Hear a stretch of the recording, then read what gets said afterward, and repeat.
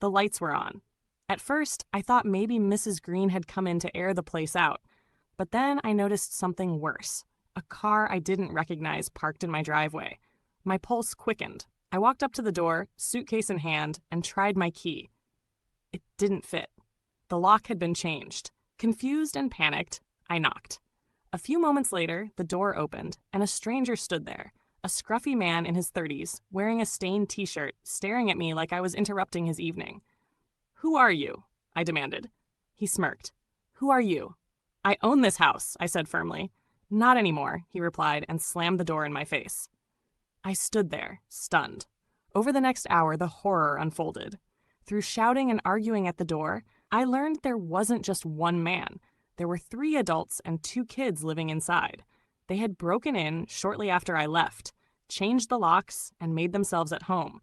When I threatened to call the police, the man shouted back, "Go ahead. It's a civil matter. We've got rights." As much as I hated to admit it, he wasn't wrong. When the police arrived, they told me the squatters claimed tenancy rights.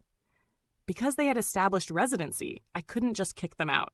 I'd have to go through the long, painful process of eviction. I couldn't believe what I was hearing. These strangers had invaded my home, and I was powerless to remove them quickly.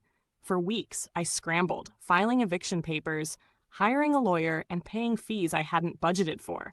Meanwhile, the squatters lived rent-free in the house I had worked so hard for. The injustice burned inside me.